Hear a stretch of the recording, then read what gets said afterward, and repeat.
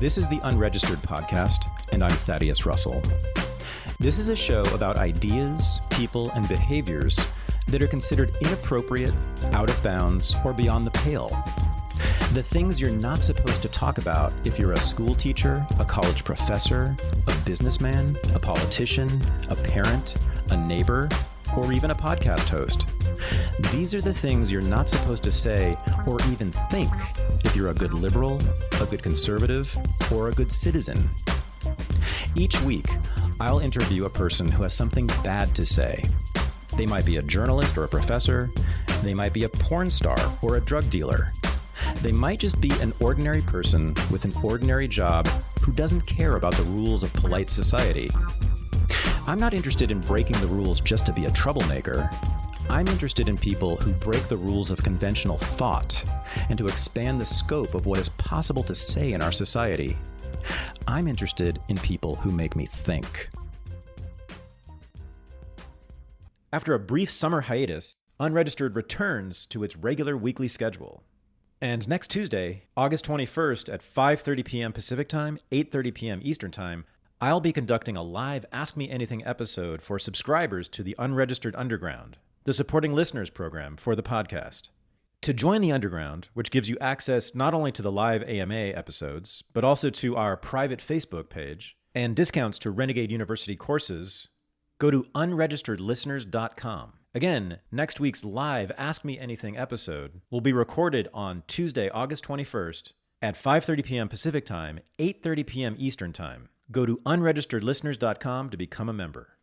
This week's episode is a conversation I had with a member of the so-called intellectual dark web, this collection of public intellectuals who have positioned themselves outside and against mainstream media and academia, and who have become leading members of the alternative media that exists in podcasting and YouTube videos, of which I am obviously a part. And I have a funny relationship with the intellectual dark web. Some people have said that I belong to it, but I certainly do not belong to the intellectual dark web. Partly because I am not a joiner, but mostly because I have serious differences with all of the leading figures of the movement, which might explain why many of them have refused to interact with me, and have even said publicly that they will not talk to me. The exception is Bret Weinstein, the former professor of biology at Evergreen State University, who became famous last year when he was hounded out of his position at Evergreen by students, faculty, and administrators who claimed that he was racist. Bret agreed to participate in a conversation with me that was sponsored by the Cato Institute at the Voice and Exit Conference in Austin, Texas. The topic of the discussion was the state of the higher education system in the United States and the prospects for dissidents like Bret and me, who have been expelled from the system, to change it. As you will hear, Bret and I disagree, perhaps fundamentally, on what to do with the system. He argues for reforming the existing colleges and universities in order to preserve their foundations, whereas I call for ignoring the traditional institutions and building alternative higher education systems of our own, like Renegade University. As many of you probably expect, we also disagree over this thing called postmodernism. I want to say that Renegade University was launched a little over a year ago, and hundreds of people from all over the world have participated in our online webinars and lecture courses and have attended our weekend events in Los Angeles, New Orleans, and in Massachusetts. I'm happy to announce that we will soon launch Renegade University 2.0 with a new website, new courses, new faculty, a new online student portal, and what I expect will be many new students. If you want to stay informed about the new RU, I urge you to join our mailing list, which you can do on our current website at thaddeusrussell.com/courses. But for now, here is my conversation at the Voice and Exit Conference with Bret Weinstein.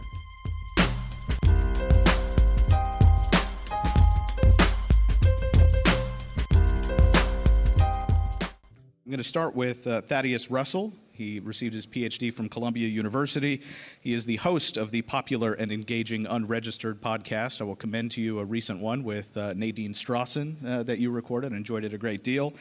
Nadine Strossen, of course, is the former head of the American Civil Liberties Union. He's the author of Out of the Jungle, Jimmy Hoffa and the Remaking of the American Working Class, and also of the book A Renegade History of the United States. The Out of the Jungle book was based on your dissertation. Mm-hmm. And we're also joined by Bret Weinstein, who until very recently was a professor of evolutionary biology at Evergreen State.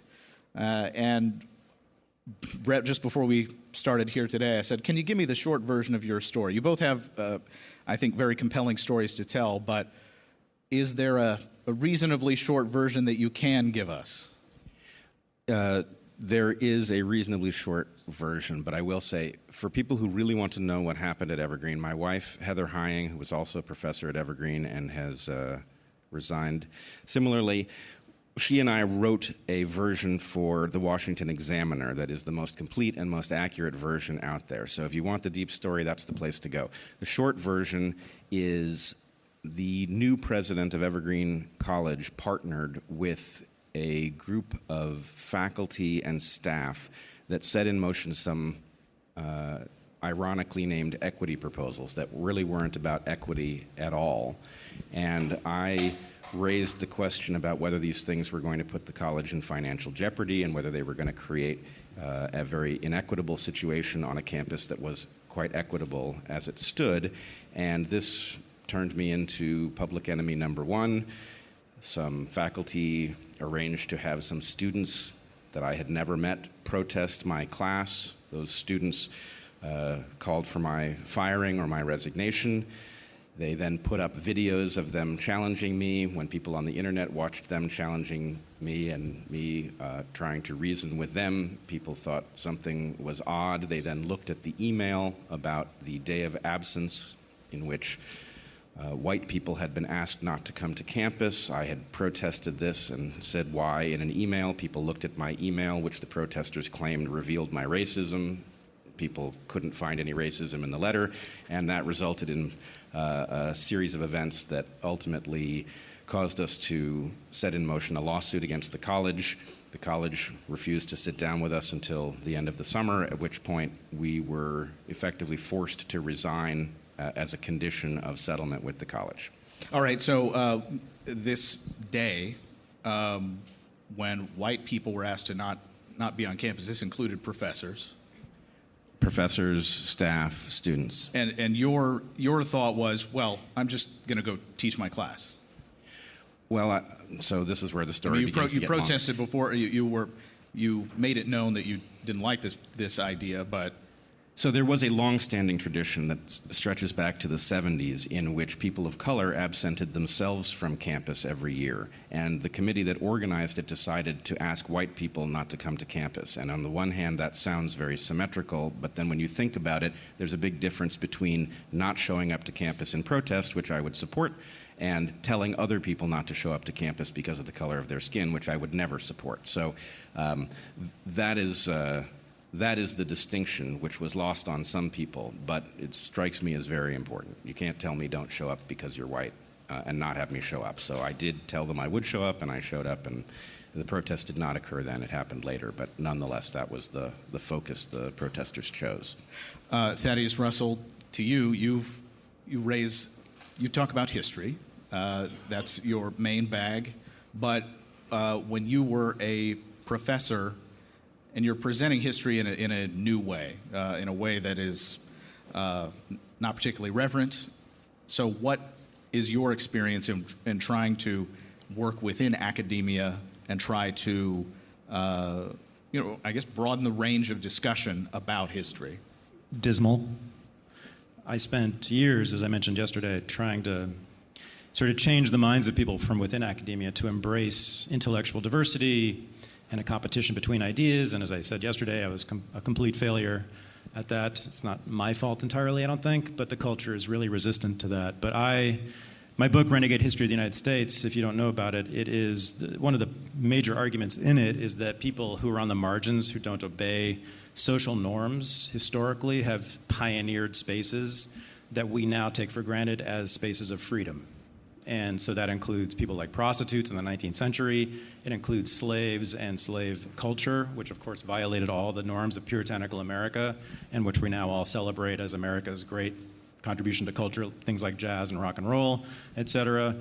Along with that, I made an argument that people we normally consider to be great freedom fighters, like Martin Luther King and the feminists, the early suffragists, were actually opponents of these kinds of freedoms and were in many ways enemies of the cultures that they actually claimed to champion. So for instance, the reason I was fired essentially from Barnard College was that I criticized Martin Luther King for criticizing black culture as being too loose and promiscuous and too accepting of violations of social norms. And they told me that that was unacceptable and dangerous, and I had no place in the academy saying those kinds of things. So I left essentially the academy and found my own way of doing this, which was to establish my own university, Renegade University. So, Bret, your fight at Evergreen State had a great deal to do with just the institutional inertia of the school, and Thaddeus, yours was about specifically the kinds of things that you wanted to present. So it was more within the department that you were having an issue. Is that right? I don't think Bret's problem was inertia. No? On institutional inertia, they were pretty aggressive, right? But for me, it was inertia. Yeah, I mean, what people don't understand, I think, about universities generally, higher education and the system is that it's fundamentally conservative. What I didn't mention yesterday is the modern university, as we know it in the United States, in North America, and in Europe, is based on medieval monasteries. Literally, places where priests were trained, that were controlled by the church. So there was no intellectual diversity, of course, and it was a monopoly controlled top-down by the church and then the state. Well, that's what we have now. We have an accreditation system that's controlled by the Department of Education. All the accreditation agencies have to be accredited by the Department of Education, and you have to follow certain guidelines, like a certain number of books. You have to have certain dormitories, certain number of PhDs teaching in your faculty to get accreditation to give college credit. So when I founded Renegade University, people said, "Oh, can you give college credit?" And I said, "Sure, let me look it up."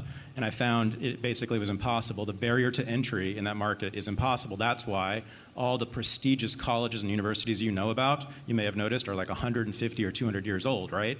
It's a monopoly that's been protected by the state for that long. So that's the real inertia to me that's in this institution, in this business. That's the problem. We have to abolish that monopoly, or better yet, what I'm saying is just make our own colleges, because we can do it now. It's happening. Even if I don't say this, it's just happening. Bret?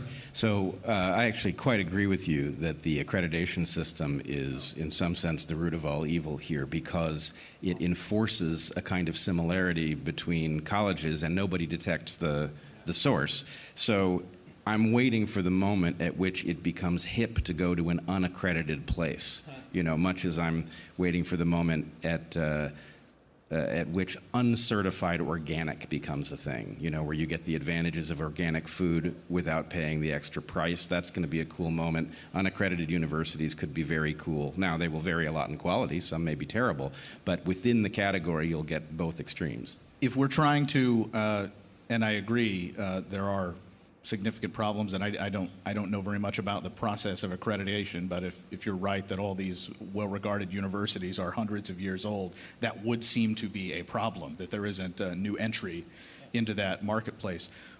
Young people who go to college are thinking, well, I'm going to get this degree, and that will confer to the world my value as a person. And we have 40% of the people in jobs, people with college degrees are doing jobs that do not require a college degree.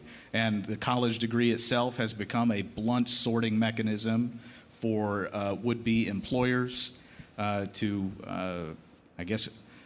avoid having to go through actually engaging with people and determining whether or not they're good employees. That all seems pretty reasonable in a way, but breaking that norm down, it's a heavy lift. So where do we start?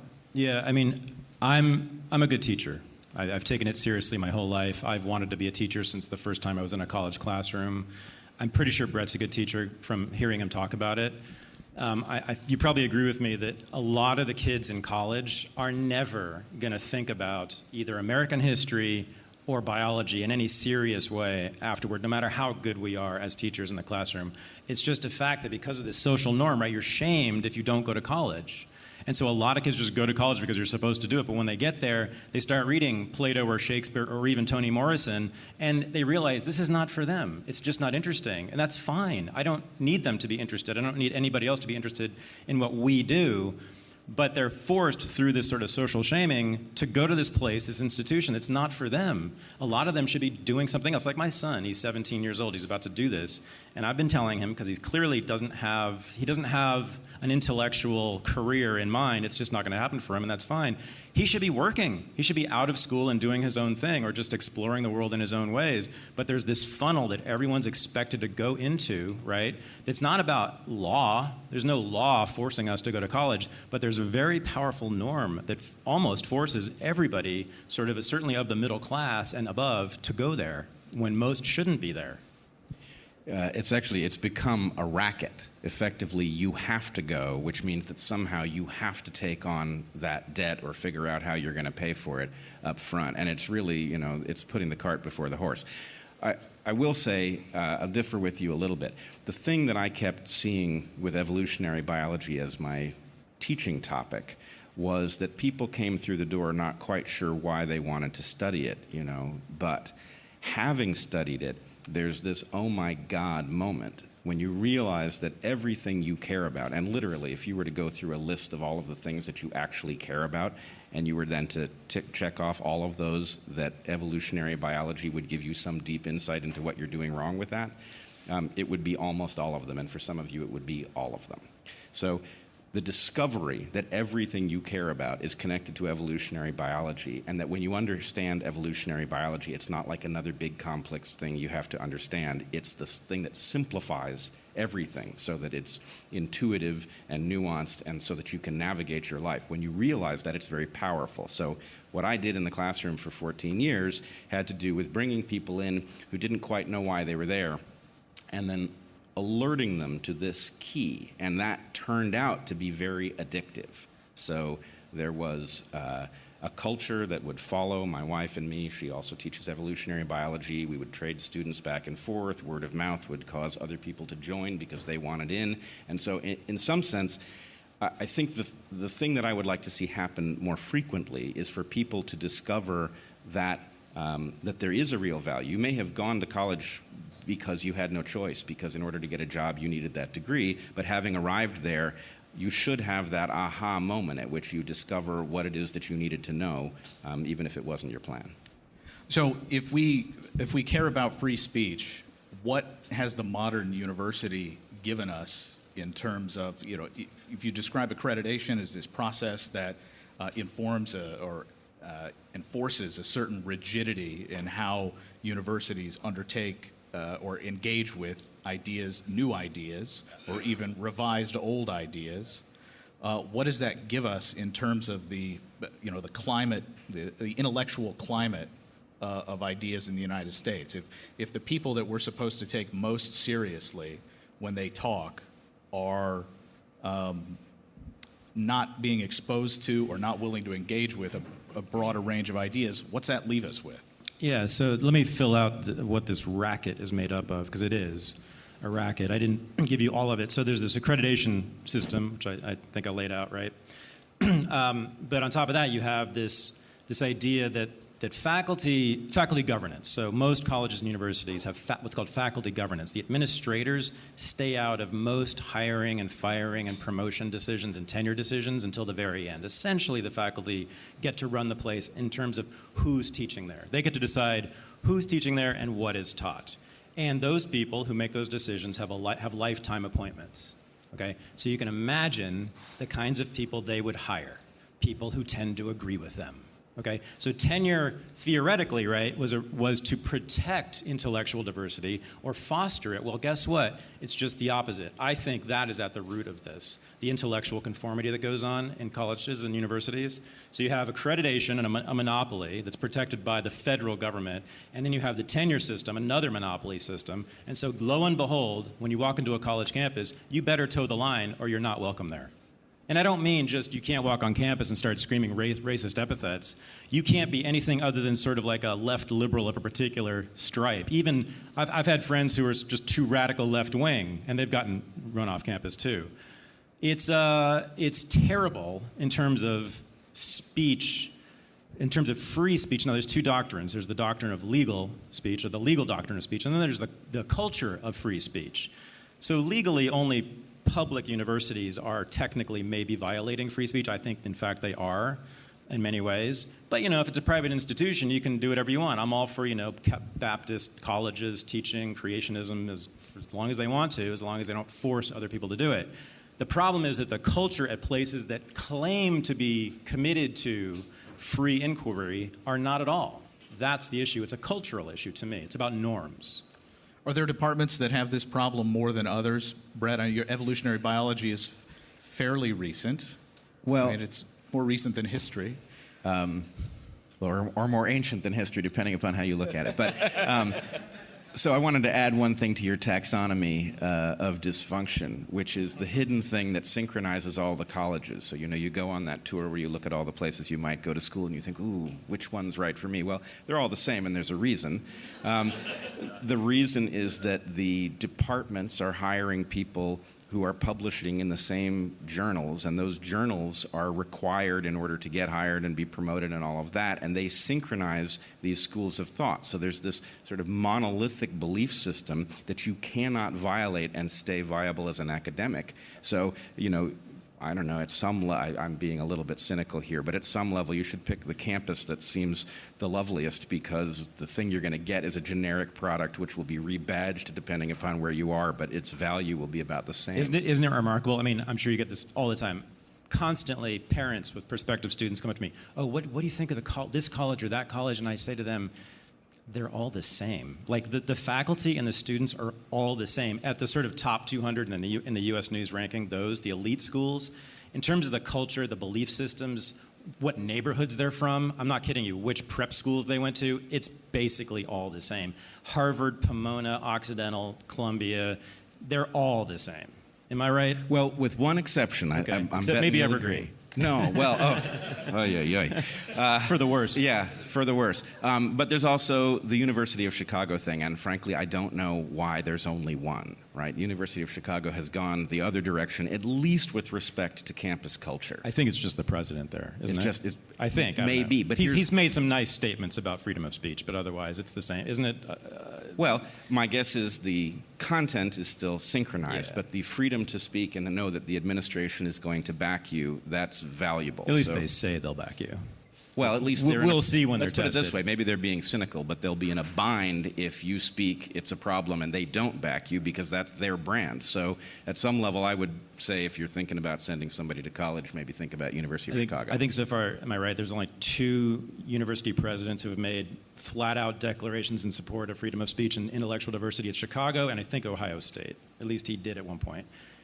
That should tell you something. You know how many colleges and universities there are in this country? 2 have come out in the last few years saying we are committed to intellectual diversity. 2, as far as I know. Here's a question. Maybe you know the answer. I can't figure out why, given the number of people who are looking at the situation and thinking that doesn't look good, why there is not a competition to get ahead in the, I think freedom of speech is the wrong term, but the freedom of expression culture. Why are a small number of colleges, maybe a small minority of them, but at least a handful, why are they not competing for the market of people who don't want to get caught up in this nonsense? I can't understand why there isn't 10 colleges doing it. I mean, I would say it's because it's a citadel or a cathedral. I mean, I think they're committed to particular points of view, particular worldviews, particular ideologies, and they can. This is the one place in American society where, and this is not anti-leftism. I mean, it's just a fact that the left controls. Okay, so it is political, and they've said this. I mean, I've had dozens and dozens of colleagues say explicitly to me, this is the last place we control in this society. We're going to hold on to it forever. So freedom of speech is just a cover, you may have heard this, for fascism, for Nazism, for people like Bret Weinstein. Right. And Thaddeus Russell. Can I push back a little bit? Sure. I actually don't know where you need to stop talking. All right. Well played. It ain't the left. Okay, it's a particular quadrant. Oh, here we go. Okay, so this is the fight we're going to have. So is this right? This is where we I'll stop it. Publicly have been indirectly arguing with each other. It. Yeah. Okay. Who did you vote for in the primaries in 2016, Bret Weinstein? I voted for Bernie Sanders. Even worse, I voted for him in the general. Okay? No, I know that makes me evil, right? Because Trump is somehow now my responsibility. But I did. Before the results of the election were in, when we all thought Clinton was going to win, I wrote a document in which I outlined how there was not a single choice you could make, including the one I made, that left you without the need to apologize to some group of people. So anyway, I did it. It caused a problem, but there were no good options, so I picked the bad one that I liked best. All right, so are universities giving us people who are, as the popular conservative media might tell you, that are snowflakes, that are unwilling to engage with ideas that they don't agree with? And of course, to the extent that you can find that on the left, you can certainly find it on the right as well. But is the problem as bad as we think it is? Worse. Worse, all right, that's one argument. And to the extent that it is a real problem, are universities truly to blame for it? How many of you have seen videos of Bret being hounded at Evergreen by students there? Okay, so Evergreen is an extreme example. I went to Antioch College, which is basically Evergreen East.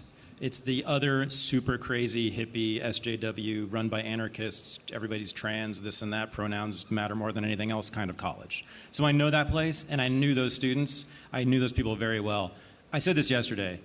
I don't know, you're from Evergreen, so maybe you aren't fully aware of this, but that's unusual, right? I mean, they exist. There are those students in almost every campus. I've seen them, but they're a tiny, tiny minority. And the problem with the media's coverage of this, and it pisses me off, is that they focus almost exclusively on today's crazy 19-year-old, right, who said this ridiculous thing about gender or pronouns or language being violence or whatever it is, who ran the professor off campus. They're there. They're allowed. They're scary. I don't like them. I would have expelled every single one of those students who did that to him that day. And I would have fired the president, too, and among other things. So we are completely in sync on that. To me, as I said yesterday, the problem is not them. It's fear. It's cowardice, in particular among the faculty. The problem, I think, is that we tend to spend our time focused on these children, post-adolescent students, and we tend to be very concerned about what they think and how their feelings are being hurt, and then we have to rearrange the entire curriculum and maybe the entire higher education system around their feelings, and that's really what's been going on, by the way. While the faculty, who are the smartest people in this country, the most educated people in this country, just stand or sit on their hands because they're terrified of being called a racist or a sexist or mean or insensitive or you name it. I've been in faculty meetings where the most ridiculous things have been presented to the faculty by either other faculty or SJW students or somebody, and a whole room full of social scientists and English professors and historians don't say a word about the most ridiculous, idiotic claims that are made. That's what makes me crazy, and that's the real problem. They're so afraid of breaking out of this box that they themselves have created, breaking the walls of this cathedral that they finally conquered, that they won't say a thing. That's the real problem to me. So that is a problem. I saw the same thing. And I agree with you. It's not a large percentage of people, even at Evergreen. It was a couple hundred people driving that thing, and it's a college of 4,000 plus students. So first of all, there's an absolute epidemic of cowardice, and it is concentrated amongst college and university faculty. There's something about the process that turns you into a faculty member that selects for cowards, and it's not helping. No, I mean, I hate saying that because a lot of my friends are academics, but oh my God, the amount of stuff that I saw happen in front of people who said nothing and wouldn't even look you in the eye as it was being said in front of them was staggering. But when I say that the problem is worse, I don't mean that it's more people. I mean that process, that cowardice combined with these industrial strength stigma-generating tools, that thing is a recipe for disaster because nobody knows how to stand up against it. And because they don't know how to stand up against it, it has way more power than it should have proportionally based on the number of people who believe it. So when I say worse, I don't mean it's bigger. I mean it's more powerful than you think. And I will say, since this is about free speech is the wrong rubric to understand this. It's not a problem of college campuses inherently. That's where we're seeing it first, but that's not what this is really about. And the connection to postmodernism that many, including myself, have drawn is not as straightforward as it seems. Many of the people who are behaving in what I would call a postmodern fashion have no idea what postmodernism is. Good. I'm so glad. All right. I've successfully picked a fight. Yeah. No. I Okay. think you picked an agreement. Okay, yeah, good. No, yeah. For me, the problem is that the most critics of postmodernism that I've been hearing lately clearly don't know what postmodernism is. But can you give us some names? I've never heard of them. No, this is kind of the boogeyman, right? If you've paid attention to this stuff at all lately in the last year or so, in our world, which now is his brother called the intellectual dark web, which I think is actually a great moniker. I just don't want to be a part of it. But anyway, you may have heard certain people yelling about postmodernism being the root of all the evils, especially on college campuses. Okay, so the central claim in postmodernist thought, Michel Foucault, Jacques Derrida, and I think he agrees with me, is simply relativism, right? That there is no such thing, or at least there's never been a truth that's been proven, right? And even a lot of scientists will say, yes, we've never proven a truth. There's nothing in the history of science that is still exactly the same as truth according to us. Now, the thing that's going on college campuses, though, is claims like this. Bret Weinstein, you're a white man, that means this, this, and this, and I'm a black woman, this or that, and that means this, this, and this. And that's the way it always will be and always has been. That's an essentialist claim. That's exactly what postmodernists were trying to overturn, right? Claims about human beings based in nature. Natural claims about our behaviors, our desires, our orientations, whatever it is. So what's going on college campuses, the SJW discourse, is actually a total repudiation, in my view, of the idea of relativism and postmodernism generally. So when people start talking about, like Jordan Peterson, Sam Harris, and others talk about postmodernism being the root of the evil on college campuses, and the reason that these 19-year-olds are screaming these things about your words are injuring me is ridiculous. This is an identity politics that's based in essentialism that actually is fundamentally conservative. It's using the categories of the old, right? Race was invented by slave owners to justify slavery. So if you keep reinscribing that, keep talking about race as if it's real and eternal and forever and this is who I am, then all you're doing is the slave master's work. And it is exactly the opposite of what the people who inspired me, postmodernist philosophers, have argued. All right, I'm going to push back a little bit on that, Feel free. As you would imagine I would. You are correct that many of the claims that are being made by the SJW horde are essentialist rather than postmodern. But this still derives from postmodernism because the idea that they have picked up on, largely through faculty and critical theory and the like, is that because all of these claims are relative and not synonymous with any sort of truth, that what there is instead of truth is power. And the argument that you must shut up and I can talk based on the color of my skin or my gender or something like this is a power argument.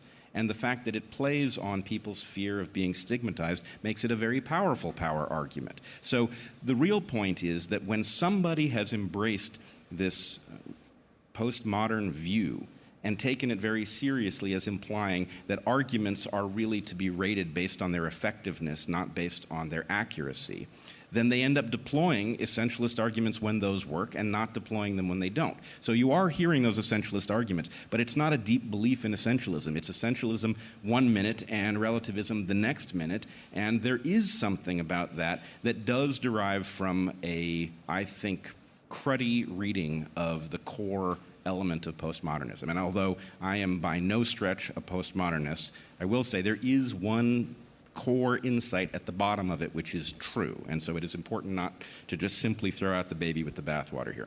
There's the core concept that everything we know comes through a perceptual apparatus that is not objective, and that causes us a problem. That is true. And then things descend from there. Before we go to questions from you guys, I want to talk about one more thing. Babies, bathwater, academic culture, and the intellectual dark web, which you are not a part of, and you are not a part of. Is that right? Whoever gets to define Depends it. on who you ask. Okay. If you ask the New York Times, he's a part of it, but I'm not. Okay. Which is great for me because I don't like either one. Okay. I mean, the New York Times or the intellectual dark web. You like Bret, though. I love Bret. Okay, great. The IDW, I'm mixed on. Okay, He's one of the good ones. So, in my view. Yeah. Thaddeus, if what you're saying is correct, that the range of acceptable debate within many departments is very narrow, and that it's much harder to get tenure if you exist without this narrow range. Mm-hmm. That throws a whole bunch of ideas out and casts them out of the academy broadly, and it essentially puts them in the same category with ideas that probably ought to be debated and discredited, that because they're not in the academy aren't. And what does that do to the state of ideas, that there's this broad range of things that we ought to engage with, either to validate in some way or reject this big pool of ideas that simply academia just isn't dealing with? Well, when you add digital communications technology to this, it's actually a fantastic thing, turns out, right? When one group or institution holds a monopoly on ideas or the exchange of ideas for centuries, and then all of a sudden a technology is invented that allows everybody to talk about anything at any time, guess what happens, right? All that pent-up frustration gets unleashed in all these places like the Joe Rogan podcast and the Thaddeus Russell Unregistered podcast and thousands of other podcasts and then YouTube videos, and oh my God, we've lost control, haven't we? And that's what's happening. And it's great. And so really now is a time for celebration. I spent most of my career, as I mentioned yesterday, being angry and frustrated and despondent. I'm not anymore because I see a vast opening. That's why thousands and thousands of people you've never heard of before are making a living talking about big ideas on YouTube and podcasts now, right? This is a wonderful moment, and the best part, it's just beginning. I fear, actually, not with any sympathy, but I fear for the history of higher education. Catholic University, an established, respectable university, just announced that it will be laying off tenured faculty, right? And this is happening all across the country for various reasons. The crisis for them is real and happening. Enrollments are declining and declining and declining for lots of reasons. And so now it's just I've been saying, just stop worrying about them and just do our own thing. Because now is the time, and I have found a massive market for the biggest ideas there are. So can I get in on that? There is a fact about what's happened to colleges and universities, and it occurs to me at this moment that there's an analogy to be drawn between what happened there and what happened at Kodak. So Kodak is one of these famous, now taught in business schools, failures, where Kodak it talked itself out of fearing digital. It thought that film was going to last. And I think they came up with the first digital camera too. Right, but somehow they didn't see what was coming at them, even if they had seen it early, and they basically failed because they didn't get the message. This phenomenon that you're talking about is the same thing. There's a way in which colleges and universities used to do a lot of dispensing of information. Well, guess what? It's now free. It's on Wikipedia, and it's just as good as what you're going to get at the informational level. So colleges and universities had to recognize that they were facing digital, and they had to do something that digital couldn't do. And there is a something, but they didn't spot it.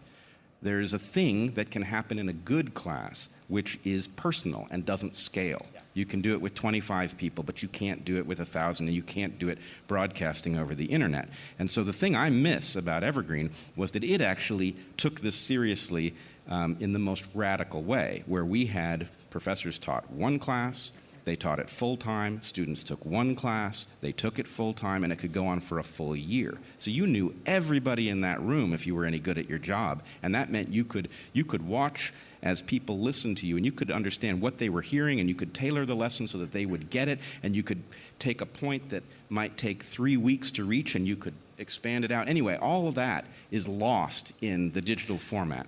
Well, it's not lost, it's facilitated, right? So last weekend, Renegade University had a weekend-long course in New Orleans. I just came from there. There were 25 people who came from all over the country, and they were there for one reason and one reason only, really, it's to talk about ideas.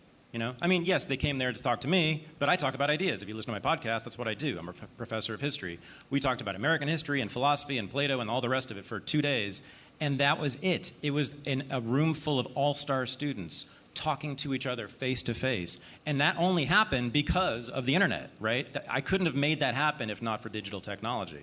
I put out the call, people come. It's kind of amazing. So that's cool. You're going to reinvent the brick and mortar university from a digital start. It's done. We're doing it. That was the third. That was the third of our courses, and so we do a mix. I'm not saying, I mean, there's all sorts of models you could adopt, but our model is a mix of online interactive, because now these teleconferencing software platforms are so good. We use Zoom. It's amazing. I mean, it's like talking to people in a room. I see everybody's face, and I talk to them in real time.